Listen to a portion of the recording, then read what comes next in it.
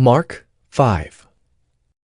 They came to the other side of the sea, to the country of the Gerasenes. And when Jesus had stepped out of the boat, immediately there met him out of the tombs a man with an unclean spirit. He lived among the tombs, and no one could bind him any more, not even with a chain, for he had often been bound with shackles and chains. But he wrenched the chains apart, and he broke the shackles in pieces. No one had the strength to subdue him.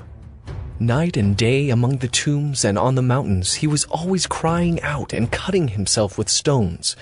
And when he saw Jesus from afar, he ran and fell down before him, and crying out with a loud voice, he said, "What have you to do with me, Jesus, Son of the Most High God? I adjure you by God, do not torment me!" For he was saying to him, "Come out of the man, you unclean spirit." And Jesus asked him, "What is your name?" He replied, "My name is Legion, for we are many." And he begged him earnestly not to send them out of the country.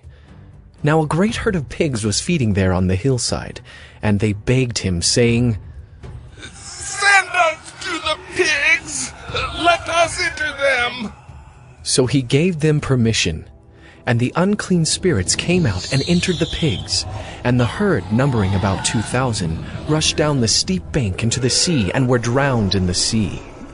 The herdsmen fled and told it in the city and in the country, and people came to see what it was that had happened. And they came to Jesus and saw the demon-possessed man, the one who had had the legion, sitting there, clothed and in his right mind, and they were afraid. And those who had seen it described to them what had happened to the demon-possessed man and to the pigs. And they began to beg Jesus to depart from their region. As he was getting into the boat, the man who had been possessed with demons begged him that he might be with him. And he did not permit him, but said to him, "Go home to your friends, and tell them how much the Lord has done for you, and how he has had mercy on you." And he went away and began to proclaim in the Decapolis how much Jesus had done for him, and everyone marveled. And when Jesus had crossed again in the boat to the other side, a great crowd gathered about him, and he was beside the sea. Then came one of the rulers of the synagogue, Jairus by name, and seeing him, he fell at his feet and implored him earnestly, saying, "My little daughter is at the point of death. Come and lay your hands on her, so that she may be made well and live." And he went with him, and a great crowd followed him and thronged about him. And there was a woman who had had a discharge of blood for 12 years, and who had suffered much under many physicians, and had spent all that she had, and was no better, but rather grew worse. She had heard the reports about Jesus and came up behind him in the crowd and touched his garment. For she said, "If I touch even his garments, I will be made well."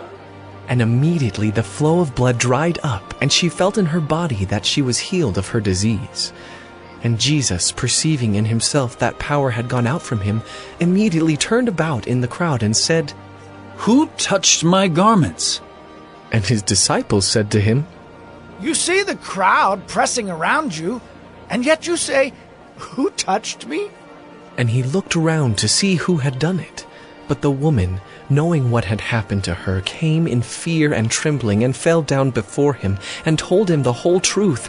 And he said to her, "Daughter, your faith has made you well. Go in peace and be healed of your disease." While he was still speaking, there came from the ruler's house some who said, "Your daughter is dead. Why trouble the teacher any further?"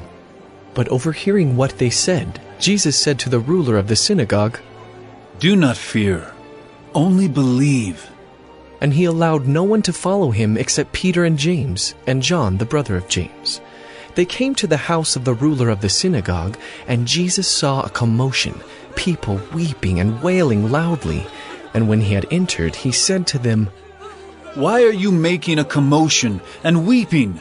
The child is not dead, but sleeping." And they laughed at him.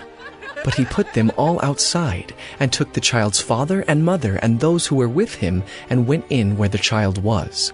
Taking her by the hand, he said to her, Talitha cumi, which means, little girl, I say to you, arise. And immediately the girl got up and began walking, for she was 12 years of age. And they were immediately overcome with amazement. And he strictly charged them that no one should know this, and told them to give her something to eat.